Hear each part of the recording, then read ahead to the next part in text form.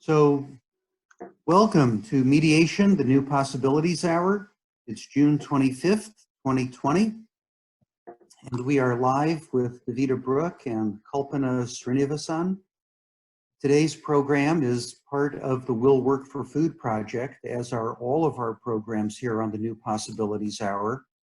Because of the important situation of food insecurity in the world, we use these programs as an opportunity to raise money for food banks worldwide.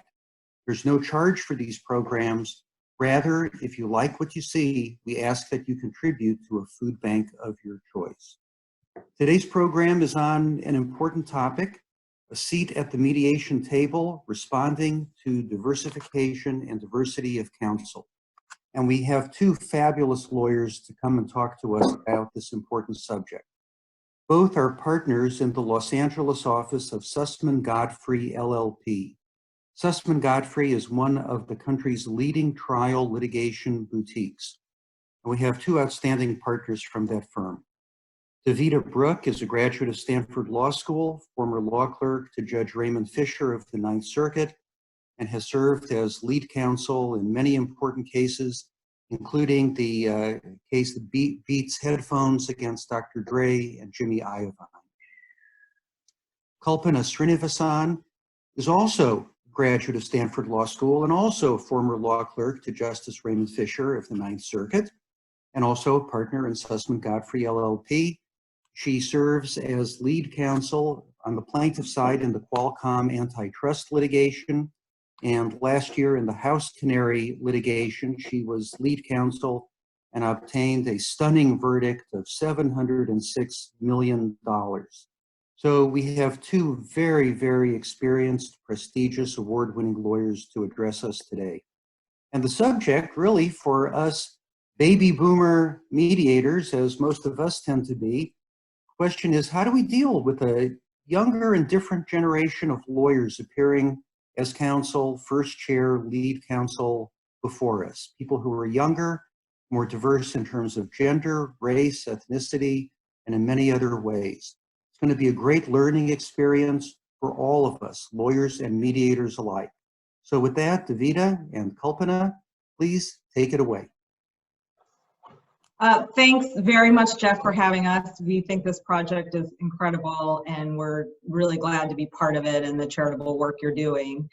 We also think the subject is really important, and I don't need to tell you all some of the obvious differences between being in a confidential mediation session versus being in open court or dealing face-to-face with an adversary, and it poses some different issues and opportunities, I think, to help recognize the changes in our legal profession. And so Davida and I are really excited to have the opportunity to talk to you about just some observations we have based on our own experience of others, I guess, in our generation, and who are also reflecting some of the changes in our in the legal marketplace.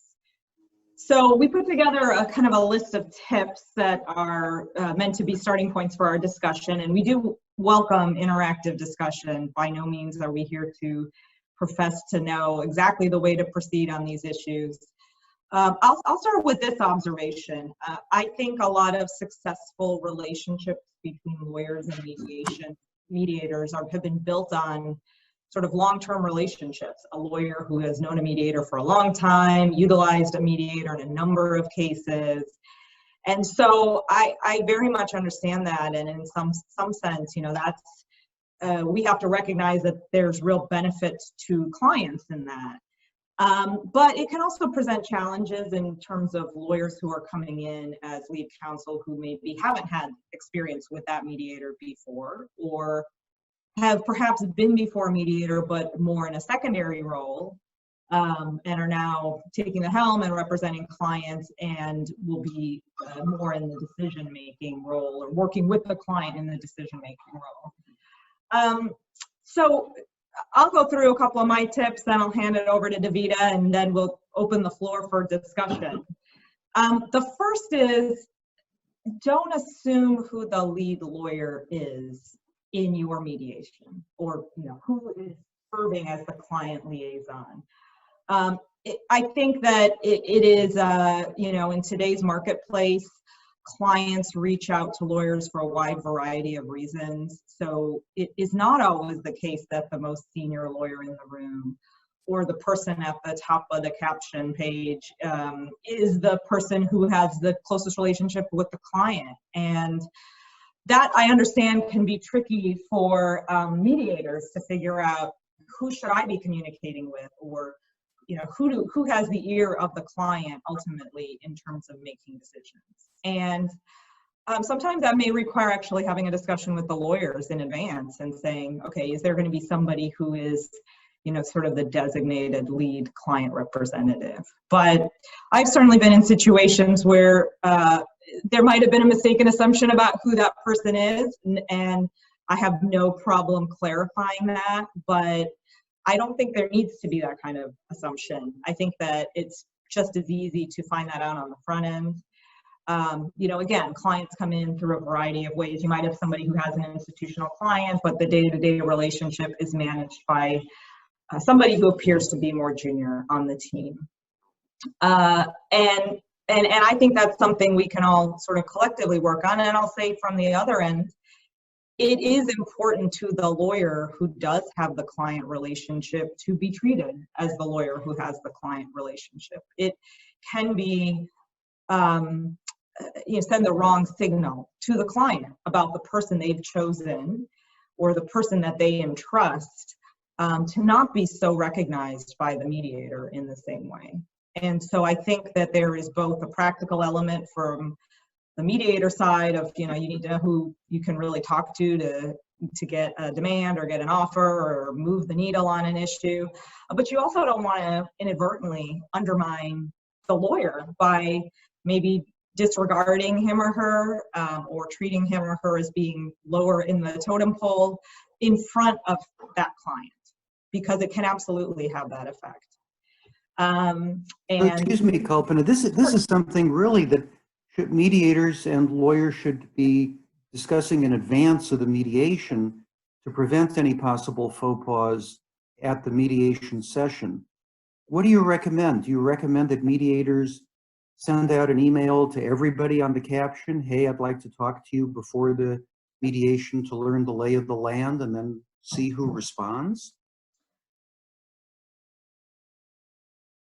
I think they could send out an email saying, I'd like to have a pre-call. Could the individuals who will be responsible for handling the mediation, the lawyers, please identify themselves and participate in the call?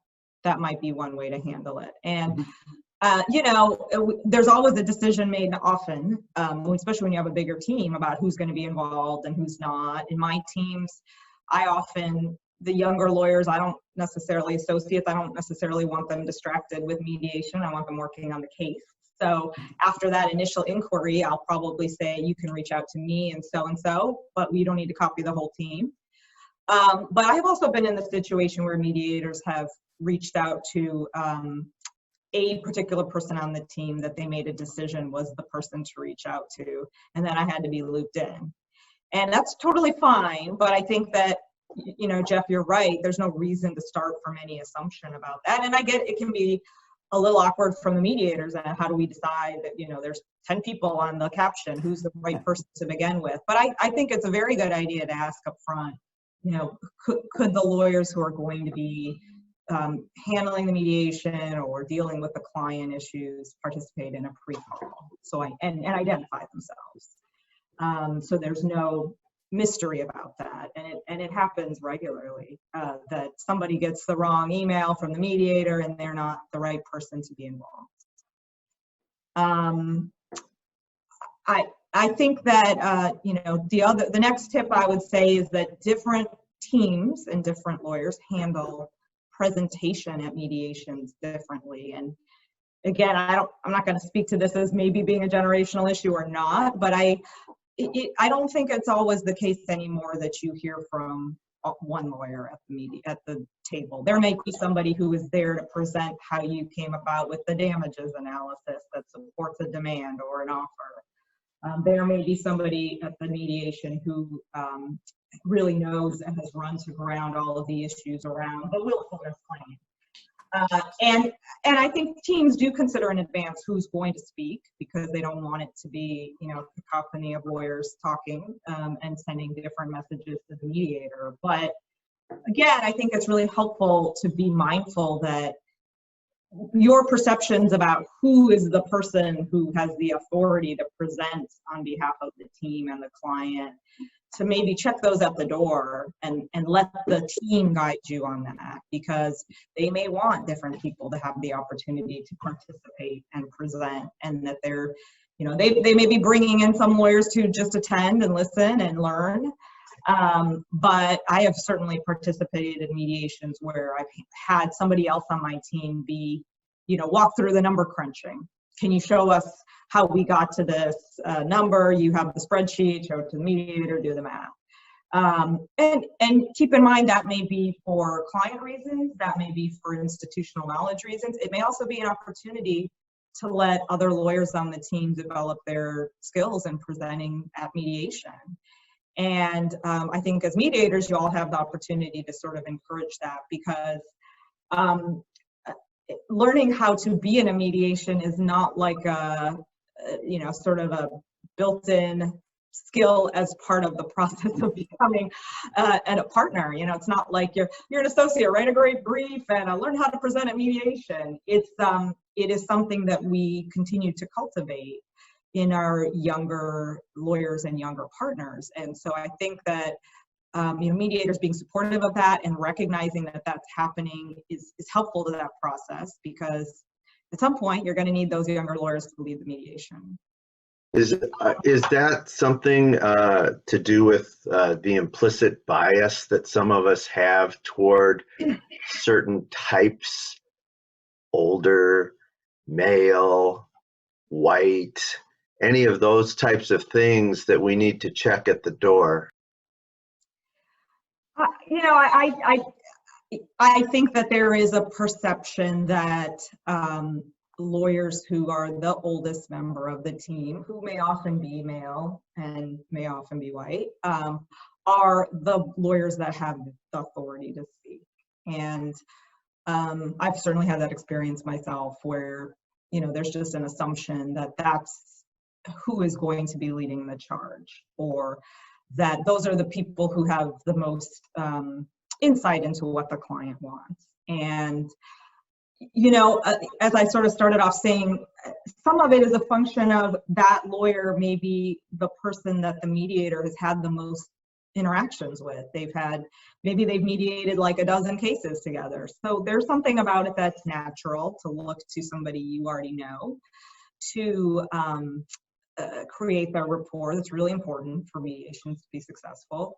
But I have seen it, you know, and again, I think it's partially a comfort thing. It's easy to go to the lawyer that you already know, or that you already know is established.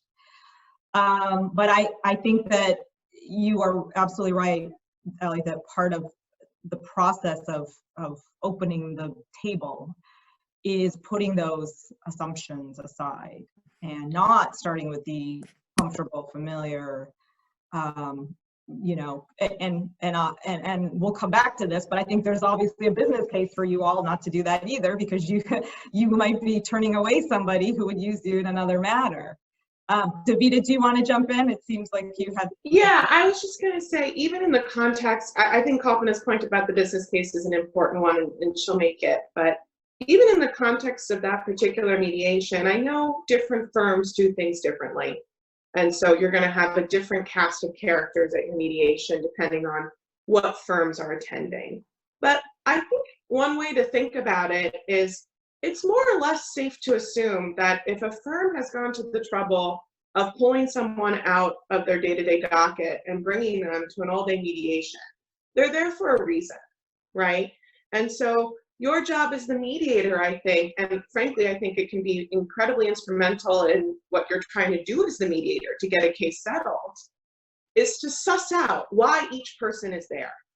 Right, and maybe a way to think about it that's less rooted in the gender biases and all that is just to say, at the start of the mediation, I'm really going to put some time into thinking through, why is each person in the room here, right? As Kalpana said, maybe Ed over there, he's the numbers guy, right? He's the one they've clearly brought because he's the master of the spreadsheets, and he's the one that I can go to if I really need to push the client or if I really need to get information about this particular issue.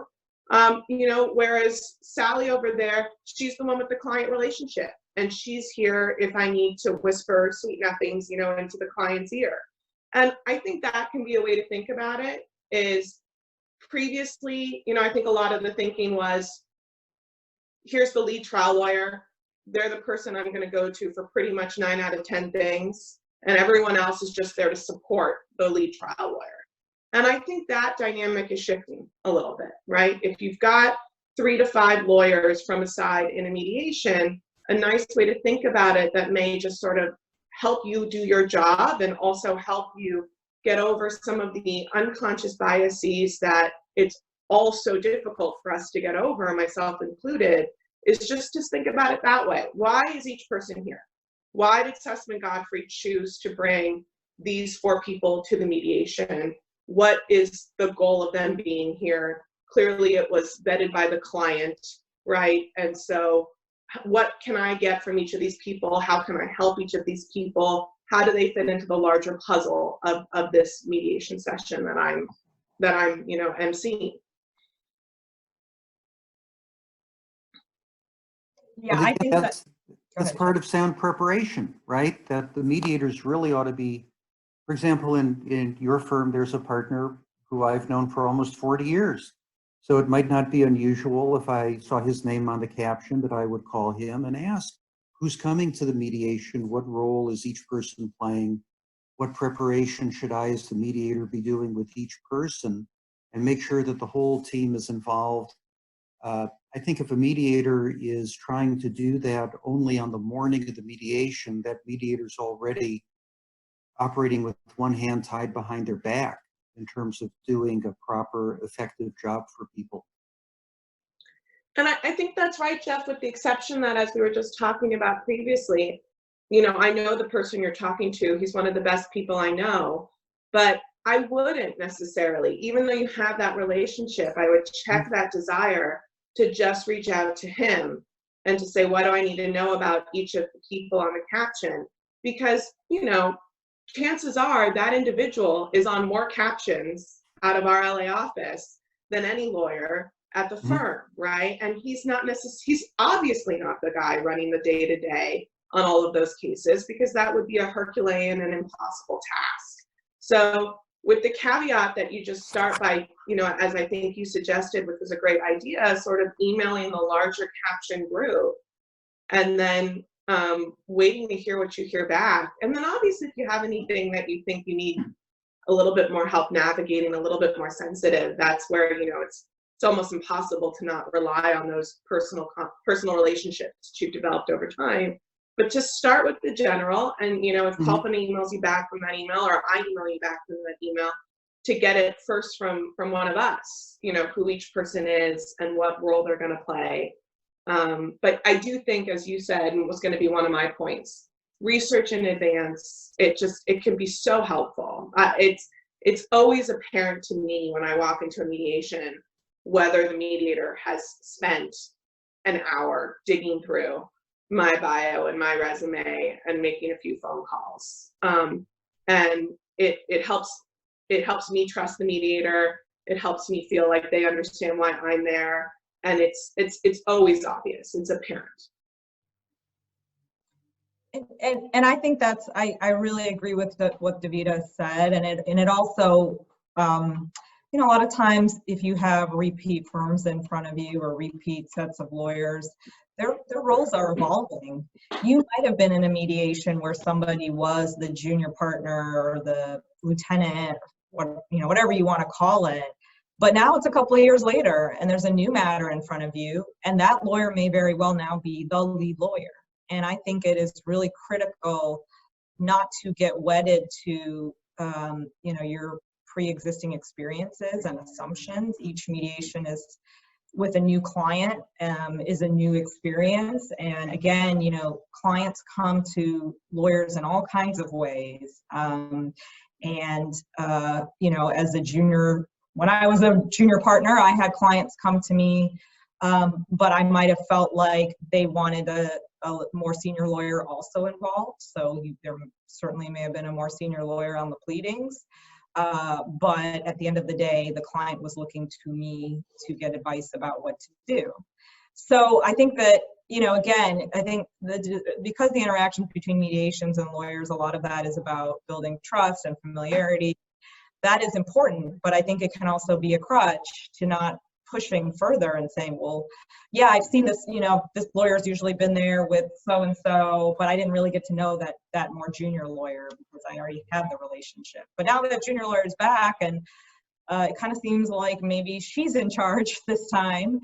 And, you know, that again, I think, to reiterate a point I made at the start of this, because I've had this actual experience, in the big picture, beyond facilitating a great mediation, developing your business, and making sure you don't step into an implicit bias, how you treat lawyers is also important in their relationship with their clients. And I have, you know, I've certainly had situations where I felt that the mediator was, you know, talking to a lawyer who was not the chief lawyer, and not even within my firm, maybe a local counsel, asking them questions or addressing them that made it seem like they thought that person had more knowledge. So I think that's, you know, that is a real concern, because the takeaway from my client is, does this mediator not hold this lawyer in enough esteem to talk to them directly?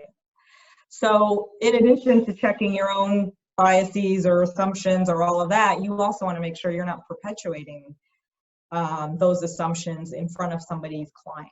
And I think that's really, really important. And it's hard to explain how frustrating that can be when your client, who respects you and has handed over litigation, this very serious piece of litigation to you, has to watch your mediator go and ask somebody who's tangentially involved in the case a question, because they don't come to you, even though you are clearly the client designated lawyer. So I think that is another sort of pernicious issue, because then you're causing a whole other set of problems, which is signaling to a client that their lawyer is not, shouldn't be treated as lead, or shouldn't be treated as having a significant role in this major case event. Davida, do you want to talk a little bit about the client rep issues as well, based on your experience too? Sure. I think it's just, you know, it's an obvious corollary to everything Kalpana has been saying, but just to state the obvious, because sometimes it's helpful to do that. I think all of the points that Kalpana has been making about the lawyers on the team apply with the same force, if not more, to the client representatives in the room, right? Don't assume who is the client representative with the authority over a particular issue, a particular area. Chuck just emailed a question on the chat about how much we're willing to share in advance. I mean, that will vary lawyer to lawyer. For me, you know, I'm willing to share quite a bit if I think it's going to help make for a successful mediation. So, and I will certainly share things with my mediators about my individual clients' proclivities, in the sense of, you know, make sure you don't be dismissive of this particular CFO. She will take it very personally. You will lose her within the first 15 minutes if you do that. So, you know, it's gonna vary person from person, but I think what's so amazing about this particular session that Jeff's put together is, and it goes to Chuck's question, what you guys are doing here, which is not getting defensive or not ignoring the issue, but just trying to ask, okay, I've got, you know, a lot of mediations coming up in front of me, and I just want to get better at this, and I want to sort of learn how to navigate these issues. It's the same thing, like just call up the lawyers and ask. And again, I think you'll get better answers, Chuck, if you've sent that all caption email to start with, and then the right person responds to you. So I'm willing to share quite a lot. It varies mediation for mediation, but I've certainly told my mediators, you know, I'll even share with them things about my co-counsel, right? Make sure that on the co-counsel team, this is the person that you address for these issues, because otherwise the mediation could go sideways, right? I want the mediation to be successful. And then And just another, before you go to the next thing, Davida, on Chuck's question, I totally agree. This is like completely related to Jeff's point about preparation and what Davida says. And it actually doesn't help you to go to the wrong person, right? If you call the person you know forever and they're really not the person who knows what the client's willing to do, or have not significantly involved enough in the case to answer these questions about what the weaknesses are and what the other side's going to press on, you haven't helped yourself get ready to resolve the case. And so I think mediators have a big incentive of figuring out who the right person is so that they can have those candid discussions with, you know, the people who are in the know sufficiently in advance of the mediation to make it productive. And yeah, and none of this is easy or obvious, right? Chuck, I've gone so much in detail to say, this is the kind of client rep who will appreciate if you get personal and ask about their family or ask about their hobbies or interests, versus this is the client rep who will freeze up and take that as offensive, right? You're assuming that the only thing I want to talk about is my babies, right? There's, you know, we all know these are tricky subjects. We all know that there's no one right answer. So again, I think that's why it's so important. Even, you know, the head lawyer on the caption, the one that you know, the one that you've worked with before, isn't, again, everyone can't run the day-to-day of every case. Everyone doesn't have the client relationship in every case. And so finding the right lawyer on the team to talk to and to get that download in advance of the mediation, I think most lawyers are happy, even eager to give that download. They just aren't always getting a phone call. Could I interject one thing there? Just tie it in with what you were just saying. You know, there are a lot of older guys, and I say guys because that's my personal experience with who their ego is so tied up in the fact that, you know, they're the most senior attorney in the firm anymore, or, you know, they've been doing this for years, that if you call them to ask them as opposed to sending to the whole group, I have seen people where their egos just, they want to let you think that they're in charge still of this. It gets in the way. They're not checking their ego at the door, if you will. And so your idea of sending it to the whole group and not just relying on, you know, hi, you know, Jim, Joe, Sue, you know, Mary, whoever, who happens to be the most senior person to give you the real lowdown, I think you're absolutely right. Yeah, and it's not, you know, it's not nefarious most of the time, right? It's just people want to be valued, people want to be important, and, you know, they want to help you out. You give them a call and they want to help out their friends and they want to give the information, and for whatever human nature reason, it's not always the most natural instinct to say, you know what, actually, you should really talk to Kalpana, because Kalpana is the one with the client relationship and she's the one running the show. So I really think if you start there, start with that big group email, it can be a huge help to the lawyers, huge help to the clients, and a huge help to you folks in terms of your goals for the day. And you know, we'll come to this now and not put it too far down the road, but it might be uncomfortable to get that email back, not from the person you know, but from a person you don't know at that firm, and then have to start a whole brand new relationship, right? It's a relationship building exercise for you all, for mediators. And so you already have a relationship with person A, but person A is really not the person you need to be building the relationship with. It's person B. And now you're in the position of kind of having to start from scratch. And I think, and I hope we all can view that as an opportunity. From the lawyer side, I understand. I look, you know, enviously at some of my colleagues who have been practicing much longer, that they have such a strong relationship that they can, you know, the mediator will call them and get the download, and they can talk candidly about the case, and they know what the mediator will share and not share and all of that. And that is the kind of relationship I want to have with the mediators that I work with. So it is, I think it's a challenge in that there's a natural tendency to want to go with what's known and comfortable, but it's also an important opportunity because it's the pipeline for your future business. And having been in some situations with mediators who I think did not appreciate that issue, they're not mediators that I would welcome going back to. And, you know, we're choosing to bring our clients' business there. Our clients generally will take our advice about what mediators to choose or at least not to choose. And we're paying for the privilege of being able to have a mediation. But I certainly don't want to do that if I think that I'm going to be undercut in front of my client. I'm not going to want to go back to that mediator. So, that's a pipeline business issue, and I hope can be seen as also a business opportunity for cultivating these new relationships. Calling that person you don't know, and it's kind of, awkward at first, but doing the work to build it, not just for that case, but because over time, they may be the source of the new incoming work for you as a mediator.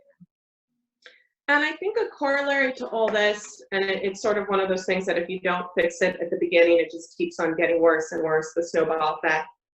I don't know, you mediators on the phone have more experience with this than me. Stepping back to one of Jeff's questions just about sort of the generational differences, I seem to be noticing that mediations are taking longer these days, right? The come into the room and get it wrapped up in a single session seems to be dragging on longer and longer. And I think all of these issues about contact and follow-up, it's true for that phase of the mediation as well, right? If by the time that first session is over, you as the mediator haven't sussed out who I need to continue to push, continue to reach out to, continue to liaise with, then the problem just sort of continues to compound, right?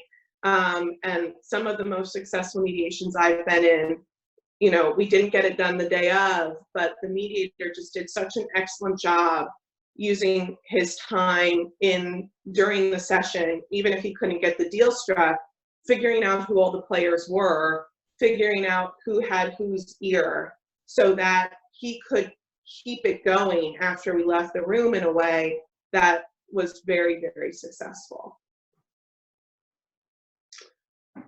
I see we have some questions, so I don't want to ignore those, but. I think David asked a question about, if you're doing all these pre-mediation communications, would that alter, maybe shift the mediator's view about the case in a way that could make them biased to a position? I mean, I think that's more a question for you all who are mediators, because I assume you do that on both sides to some degree, to get as much information as you can and to push on the hard issues from both counsel, to get a real assessment of what the risks are for each side. So I think I think the way it benefits you the most, David, is to have a lawyer who trusts you enough to tell you, yeah, that's a bad issue for us. I had a mediation recently with a mediator who I know well, and we had gotten an order that was not great for our side, that we were still working through. And the ability to be candid about the impact of that on your case is really critical. And I'm not going to do that with a mediator that I don't know and trust. I'm not going to give my candid insight about that for the mediator's perspective without that level of relationship. But I think, David, to your question, that's really, I assume, and Chuck, you might want to jump in on that, but I assume that's what you all are trying to get. You can read the papers and you can see the briefing and the legal sparring. You want to know what the real skinny is from the lawyers that maybe they don't want to put in a mediator brief to you or to the other side, but which will actually allow you to think about how you facilitate resolution. Do you anticipate a mediator doing that in a verbal conversation or in writing?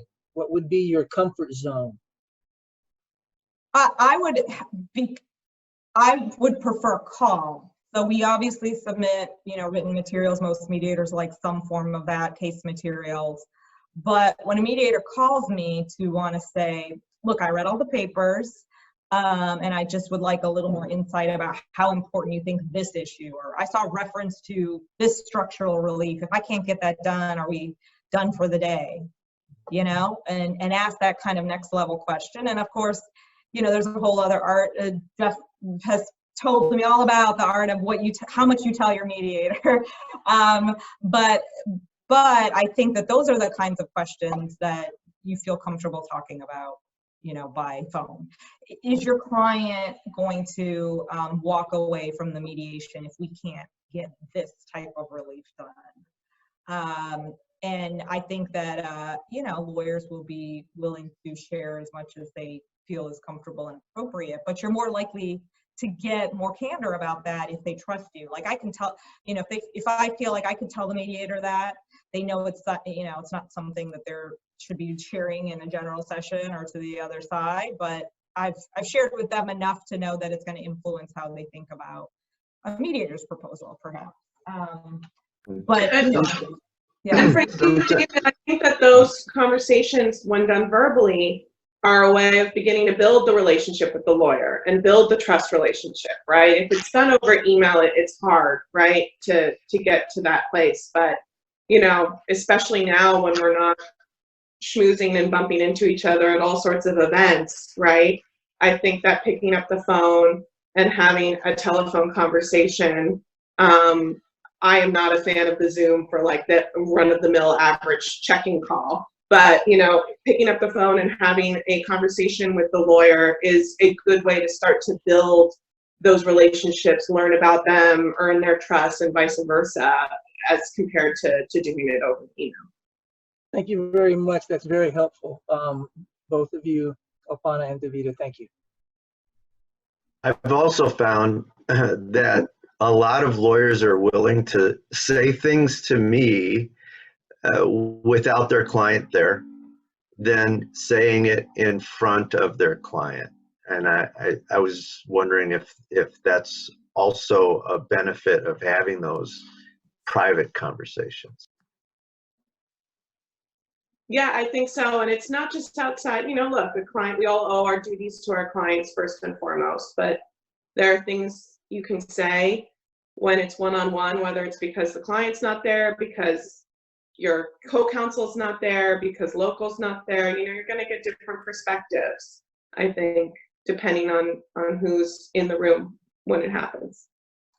I think that's totally right, Elliot. And, as Davida says, we obviously have a duty to our clients, so we're not going to say something that's contrary to their view. But you could have a scenario where your client knows there's this bad fact about them that, something that the other side can use as leverage.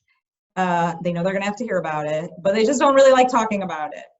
But you can have a candid conversation with the mediator and say, look, we recognize this is a risk that we'd rather not go to trial and have this issue come up, even though the client sort of really doesn't like hearing about it over and over. So I totally think so. I think there are things, and there might be a level of detail. We have clients of varying levels of interest in the nitty-gritty day-to-day litigation stuff. I have clients who are like, tell me at a high level what's going on. I have others that want to probe into every line of a pleading, and so you may be able to get into something much deeper on a particular subject than the client is interested in at the mediation, and that might help to form your view about the strength of the case for the defendant.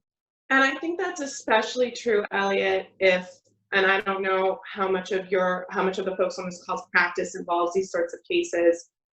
If there's a sensitive issue in the case that isn't just, a big commercial dispute type issue, right? I'm not talking about a patent case where it's sensitive because, there's some bad documents out there, bad facts out there. A big chunk of my practice right now is Me Too work and defamation work. And I'm sure a lot of you have spent your fair share of time doing employment, related mediations. And you'll know that with those types of cases, the issues are just personal. They're inherently personal.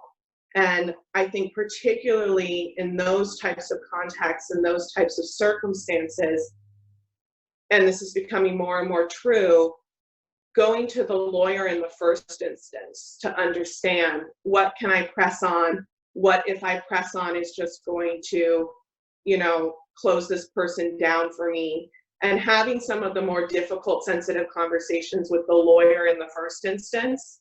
Honestly, just to check your tone and check the way that it's coming off and check the way that it'll be perceived, that can be a huge asset to you.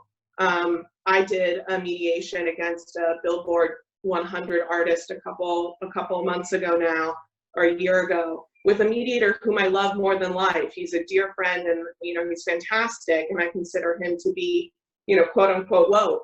And even in that one, he just tripped over himself a little bit in terms of pushing the client too far without checking with me as to what issues were sort of the landmines underneath the surface. And so I think particularly in those types of cases where you're dealing with issues that are personal and sensitive and that people feel very, very strongly about, checking in with the lawyer and then going to the client can be a good approach.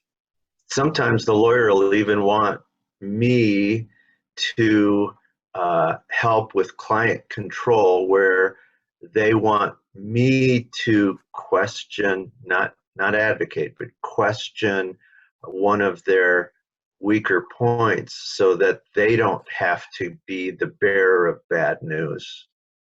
Sure. No, that can be very helpful and effective, especially if you've, touched base with the lawyer and it's been explicitly clear, this is what I think you need to sort of dig in on.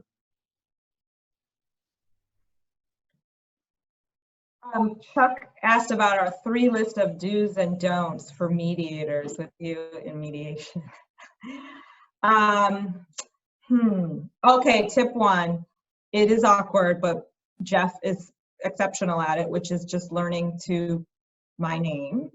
It would sound so simple and obvious, but a lot of times people don't. And I understand in some situations there may not be the opportunity to have that discussion, but if I'm the lead lawyer or a key lawyer appearing before you in mediation and you haven't worked with me before, I'd sure appreciate that if you didn't feel comfortable to ask me.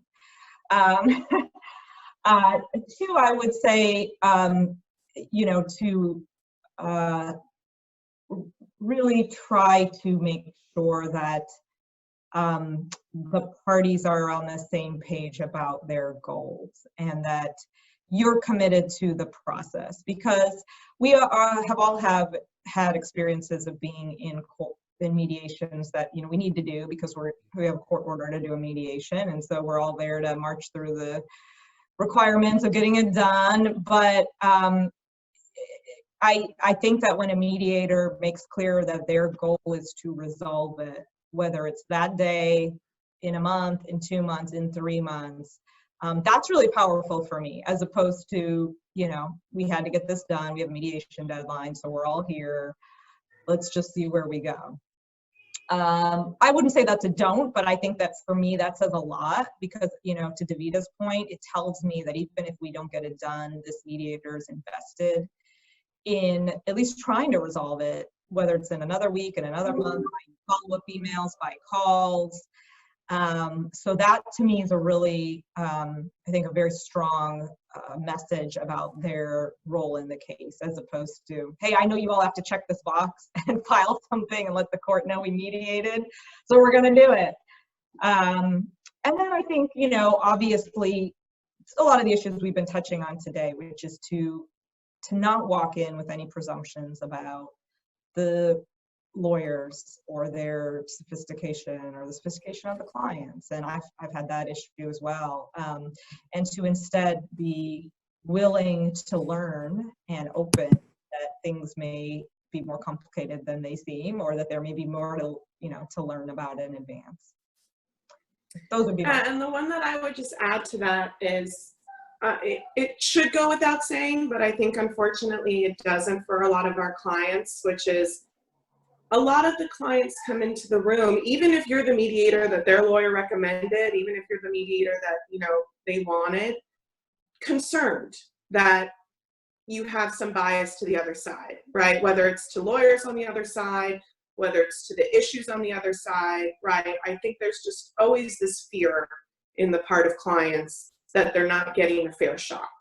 And so I've seen different mediators do it different ways. I think it should be done different ways depending on the particular mediation, but some way at the outset to just establish that baseline. I'm not here for them versus you. As Kalpana said, it's part of that goal setting.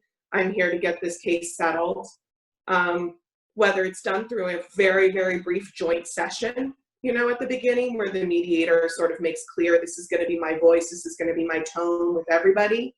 But find some way at the beginning to just make clear to that client that your goal is to help get this settled in as fairly a way as possible, and you're not in either team's pocket. And I think that sometimes gets skipped over in mediations, and you go straight into the work of the day. And a lot of clients need to hear that, either because they're worried that the mediator's in the other side's pocket, or frankly, they're so confident that the mediator is in their side's pocket that they think they're gonna, be able to get away with some ridiculous result. So some sort of grounding, some sort of tone setting at the outset that, this is who I am as the mediator, this is my role, this is my relationship to these issues and parties, and I'm really just here to push both sides equally, to get this done. A random don't that's a pet peeve that's just happened to me too much as a lawyer, so I have to share it.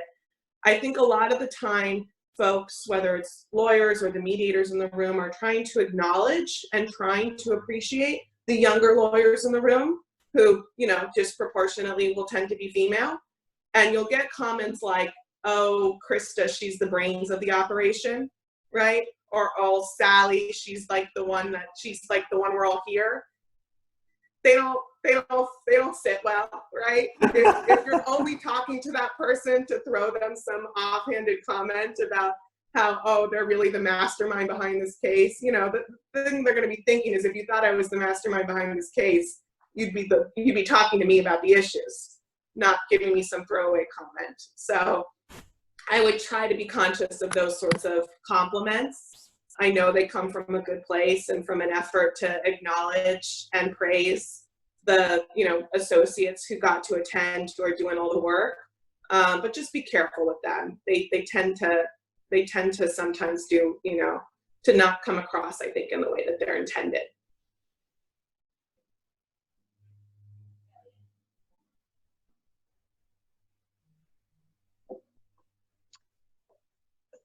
So I didn't have any other sort of prepared tips to walk through. We're happy to talk about any other issues or answer other questions.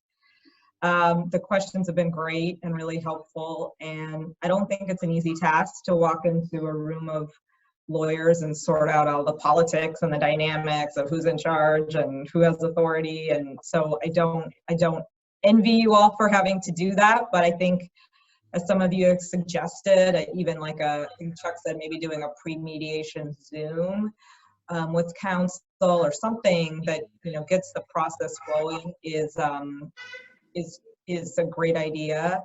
I would say, just from my perspective, if you're in litigation and you're going to be having cases that you're going to need to resolve, you want to know that you have mediators who know you and are willing to trust you, or if you're assigned a mediator you've never worked with before. On the plaintiff side, a lot of times, if defense, sometimes we say, okay, they're the people who are gonna have to write the check, so if they feel comfortable, maybe it's not worth fighting and letting them go that route. But that may mean I end up before a mediator I've never dealt with before. And so that doesn't mean it can't be an extremely positive experience for me, and maybe I meet a mediator I want to use again in the future. I've had that experience for sure, but that was based on feeling the mediator really made the effort to get to know us if he hadn't worked with us before, and to develop also some level of rapport with us on our side. And so I would just, I guess, part by encouraging you all to recognize you have a really important role in setting the tone for, how lawyers deal with each other on a team, but also how lawyers deal with their clients. And so even though it may require moving beyond some of the familiar to get there, it is really important for the lawyers and their relationships with their clients, and as I said, I think for the longevity of your business pipeline too. One of the things I heard you talking about today is about building rapport and boundaries with the lawyers. What about with those parties? How do you, I mean, I find that it's important for me to research, maybe even look at their private media, the social media, about who they are, what they're interested in. And do you find that that's important in your practice as well? I think it's really important. And I think that, you know, if you're not familiar with the client or the principals, it's a great idea to ask the lawyer too. What are they like? How many times do you think they've been in mediation? Because the last thing you want to do is start a mediation by talking to a client who you think maybe doesn't know about mediations, or, you know, addressing them at a level of sophistication that's not commensurate with their experience. And so that, you know, doesn't do well to start the relationship. And so I think it's a terrific idea to do some research on them and then ask the lawyer, you know, how often is this principal, are they in, you know, litigation all the time? Have they been to a lot of mediations? Have they resolved significant disputes before? Is there anything I need to tell them off the bat, so that you're not coming in and making presumptions that might make you come off the wrong way by saying, you know, let me explain to you the 101 of mediations, and it turns out the clients settled huge, massive 9-figure cases routinely. So I think that's really, really helpful. And again, I think the other dynamic, and Davida alluded to this too, is that, you know, some mediators will want to press hard on the bad issues. And as lawyers, we're not so sensitive to that. That we do that, we get that in court, we get that from our opposing counsel and meet and confer. So for us, having somebody criticize our case is like, okay, that's part of our job as advocates to deal with that. But I think for clients, that's not their day-to-day experience. And so, you know, letting them know or doing some research about, you know, how are they going to react to that? I'm going to push hard on this issue. How are they going to react to that? Or what's the best way for me to pitch that to them? I think that's useful too, to build your credibility, because of course they're not necessarily hearing every day from the court or from opposing counsel about this and that issue. And so you're a third party trying to earn their trust, but at the same time, giving them an objective view of some issues. And so that's also, I think, an important thing to vet for in advance.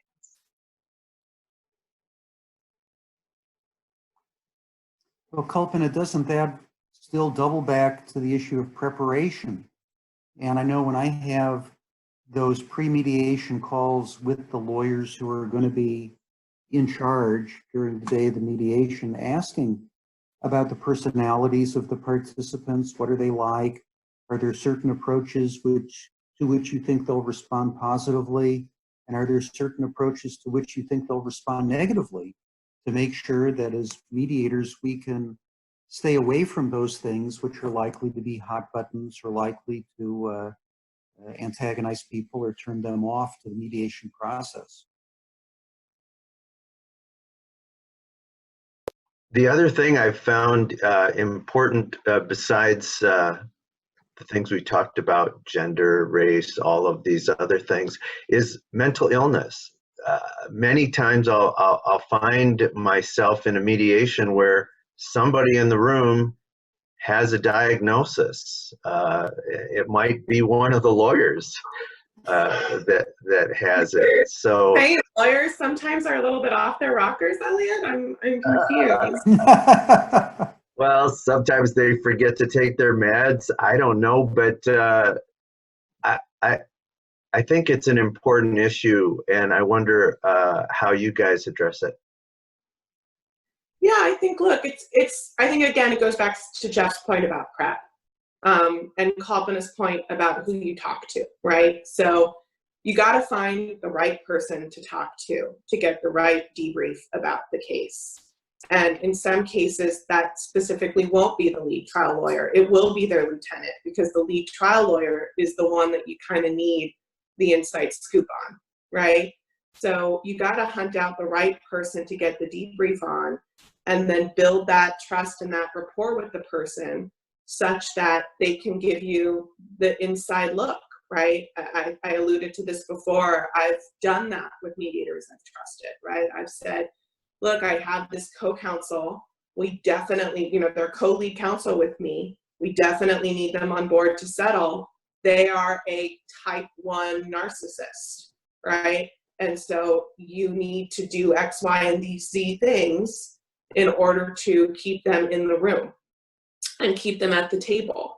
So I think we're all aware that, folks have, that our colleagues and ourselves have issues and have quirks and have hurdles and have impediments. So I think, again, it goes back to finding the right person to talk to, getting good information from them by building a relationship of trust, and doing your research, doing your homework. I've had some mediators, they don't just talk to, I know that it can be a little bit awkward, but again, it's always apparent when I walk into a room and that mediator has not just read my bio, but he's kind of called up 3 people he knows who knows me and has gotten the skinny from them about, what I'm going to be like as a negotiating partner. And so I think it's the same thing. It's to the extent you can unearth it in advance, it'll be to your benefit. And I think the ways to increase your likelihood of unearthing it in advance is to find the right person to talk to and building up that relationship of trust to see whether or not they'll give you the information. Okay, we have only about 1 minute left. We like to begin these things on time and end them on time, out of respect to everybody. Kalpana, Davida, last comments, please. It's fantastic to have this group, and I hope that there are other like-minded mediators who are interested in exploring these issues, because I think there's a really important dialogue to be had there, which can help improve the mediation process generally, but also make it a little bit easier for new lawyers coming in to work with different mediators. So I hope this is the beginning of a bigger dialogue, and I thank Jeff for giving us an opportunity to speak to you all. Yeah, I just want to echo Kalpana's thanks, and Jeff in particular to you. I think it's honestly, truly so hopeful for me as a young female lawyer to see that there are so many folks in, as Jeff would say, the boomer generation, who are interested in learning about how to successfully navigate these issues. I think that sometimes these conversations can be difficult because you don't leave with real tangible, like, what to do. But what I love so much about this talk is I think if there's one thing everyone can take away and frankly spread like wildfire, is just that idea that Kalpana put out about emailing everyone on the caption and not just reaching out to your contact, your buddy at the firm, but emailing everyone on the caption and seeing who comes back to you and trying that route versus just picking up the phone. Okay. Well, thank you both very much, Davida, Kalpana. These are tremendous insights. Thanks to everybody who's on the call today. Remember, this is part of the Will Work for Food project. If you like what you saw, and how could you not, please make a contribution of whatever you can manage to the food bank of your choice. And if you are in a position of food insecurity yourself, we are happy to help raise funds to help to support the food banks to get everybody through this very difficult and challenging time in our society. Natalie, thank you so much for organizing the Will Work for Food project. Again, Kalpana, Davida, thank you very much. And with that, our presentation is concluded. Thank you all.